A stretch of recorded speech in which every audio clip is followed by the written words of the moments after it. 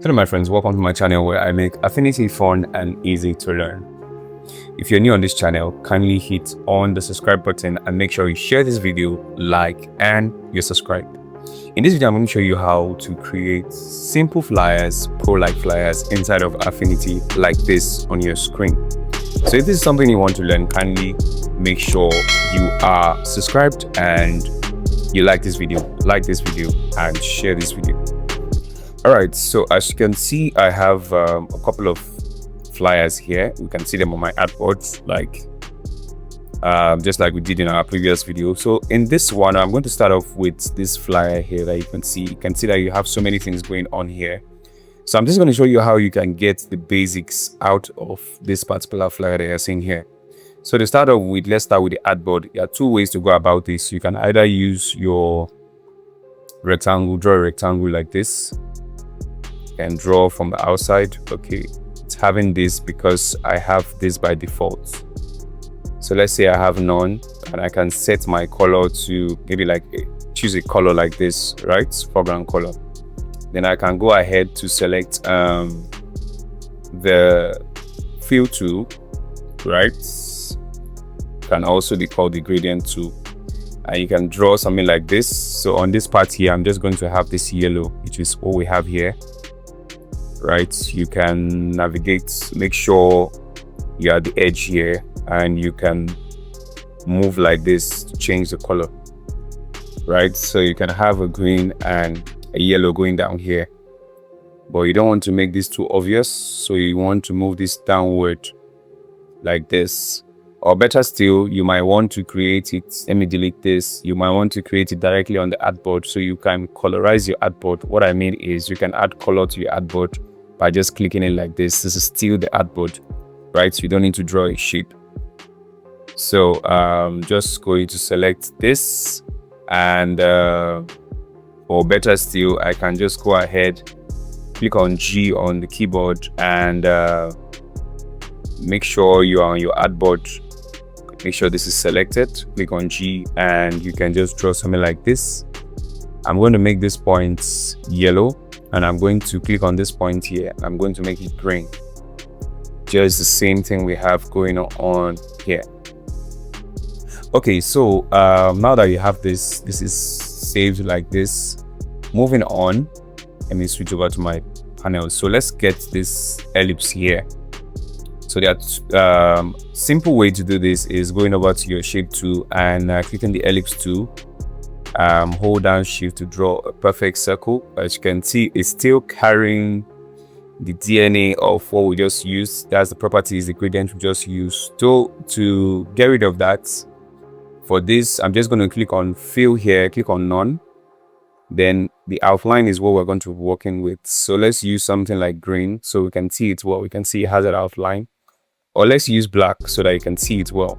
Right, make sure the outline is big. You can move it upward here and hold down shift and control to make this bigger like this. So somewhere around here is safe. So with this done, you can add gradient to this by coming here, click here like this where you have the outline, and navigate to where you have gradient. Then you can change this part from white. I'm just going to make it switch over to where I have this guy here, which is yellow, and on this other part, click here and simply make this green, or you can select the color here. You can see I have that here already, right? But another way I like to do it, this is still an outline. That means I can go over to stroke and increase the stroke, right? So another way to do this is when I finish doing this, I can right click and come down here and expand stroke. Now what this does, it converts it to a shape. So what I can do here is, since I have the gradient applied, I can just click on G on the keyboard and redirect the stroke. So for instance, I'm going to have the direction change like this from this point here to this point, and of course this is going to be a darker shade of green. So I can just move inward or somewhere here like this to have this done, and easy peasy. Now, since this is the same weight as what we have here, I can just duplicate this, hold down the Alt key and bring this here, and I'm just going to rotate this. Click on the edge, or you can click on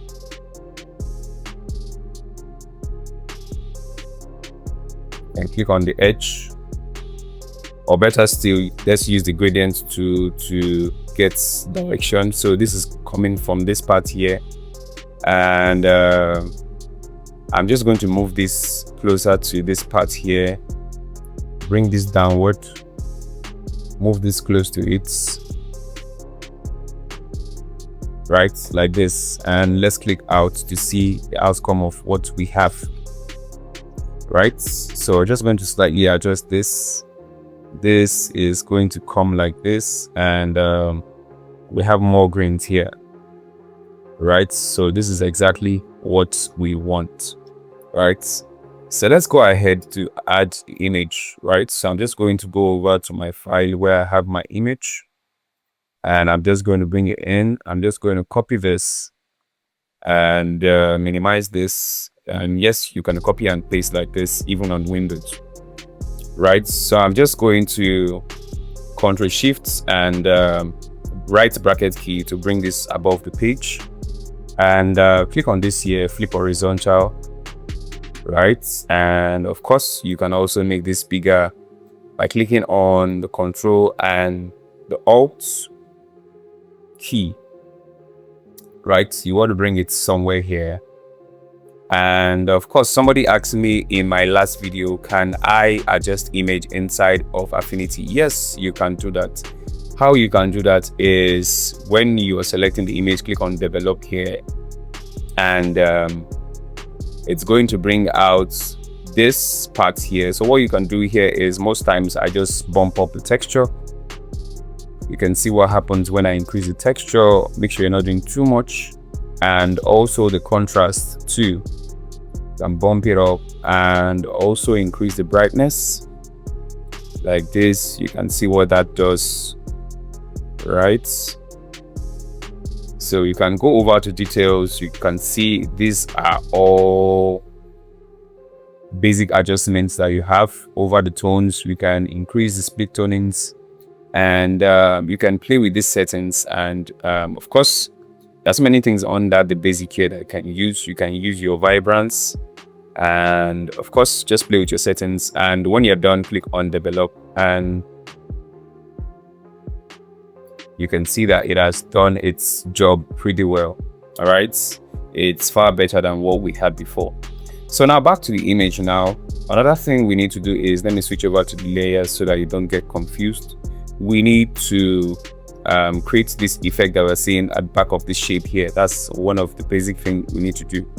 Right, so I'm just going to select the image and position this nicely where it needs to be, somewhere here. Good.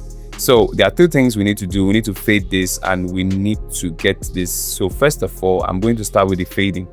Now how you can simply do the fading is, you can start by using the transparency to select this, and most times when you click on it, it's not going to work since you've added effects to this already. So how we can simply do this to fade this is, the best way which I recommend is switching over to Pixel Studio like this. When you switch over to Pixel Studio, make sure you press D on your keyboard to switch the back to the default colors, which is black and white. Make sure you are selecting the image. Click on mask like this. You can see the mask has been applied to this image. Now go over to your brush, pen brush, and make sure you have these settings. Right, make sure you have all of these settings activated. So you can increase the size of your brush. As you can see, my hardness of the brush is set to 25 and the opacity is 70. So I'm going to set this to 100. Right, and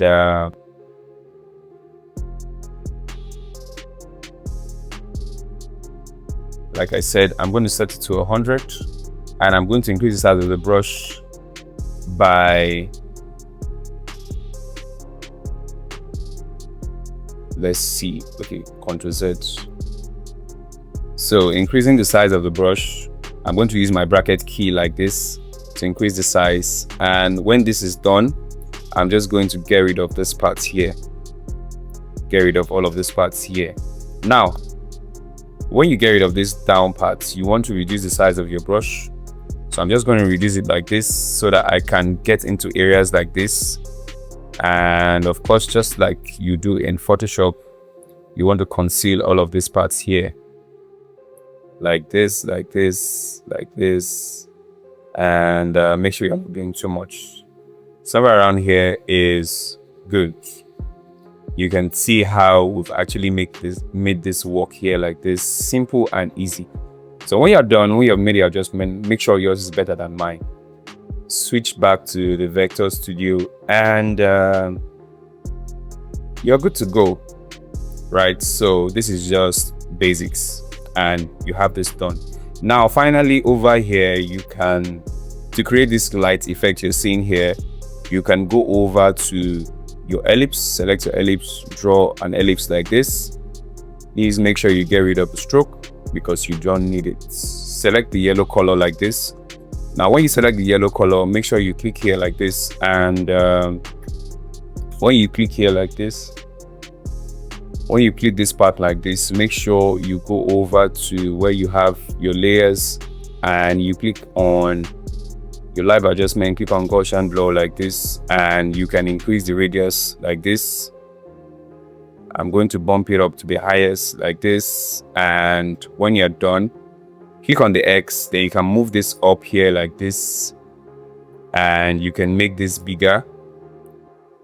Move this upward like this, and you want to change the blend mode to screen, and you can take this to the bottom like this, and so that you don't get in front of all of these guys that you have here, and easy peasy.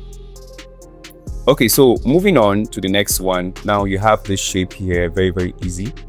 To get all of these guys here, what you just need to do is go over to where you have your pencil tool like this, and you'll see that when you draw with your pencil tool, you can have this shape here like this, right? Now to get it straight, I'm going to Ctrl Z this. Make sure you click on the fill color and click on none.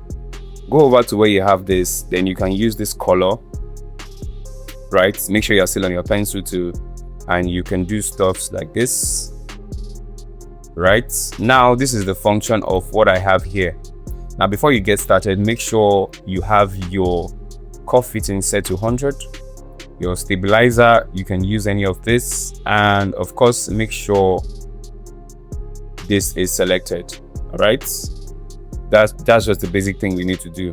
So I'm going to start with this point here, so you can do stuff like this. And so for most of you that find the pen tool hard to use, this is the better alternative.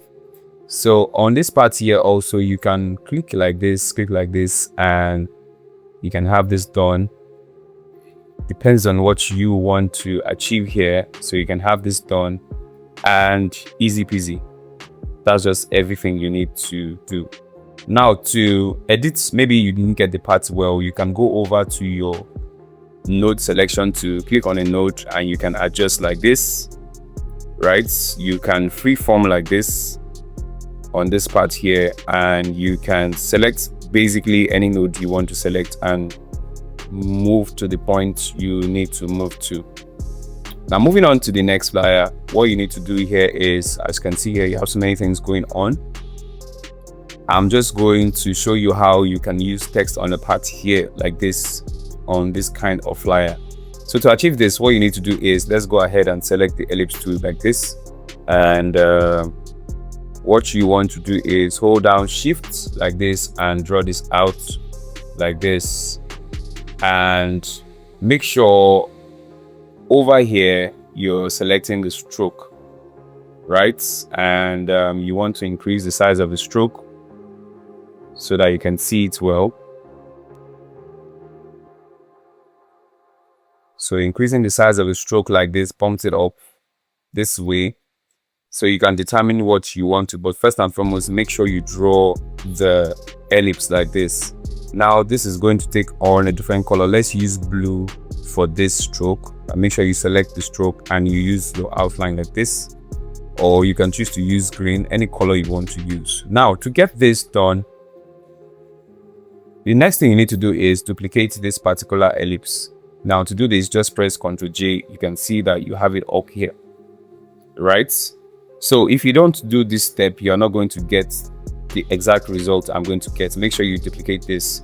Now, to bring in the text on the parts, make sure you select your artistic text tool, and when you click, make sure you are not clicking below this line. All right, let me zoom close.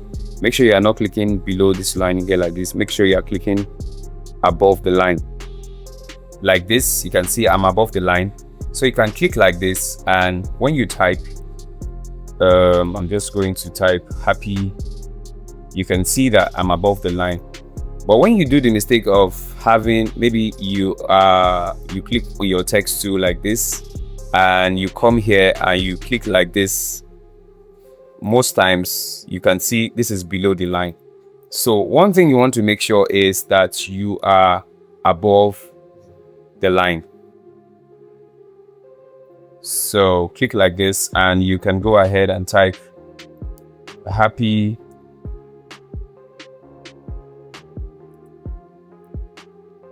new month like this. So to position this well, you can click on this green and move it around. This is how you move it around like this, right? So you can select everything and increase the size here to like a 18 or a 20, whichever way you want to. Now, to bring this further inside, you can adjust it here like this, whichever way you want. And that's because we created a duplicate copy of the rectangle, right? So this is what you don't get to see every time, and people don't explain this well, right? So if this is something new you just learned now, you're welcome. So you can basically just clean this and type what you want to type and get your desired result, right? So I'll make a comprehensive video on how you can use text on a part in the next video. If you've gained something valuable from this video, make sure you click the like button, you subscribe, you share, and I'll see you in the next video. Ciao.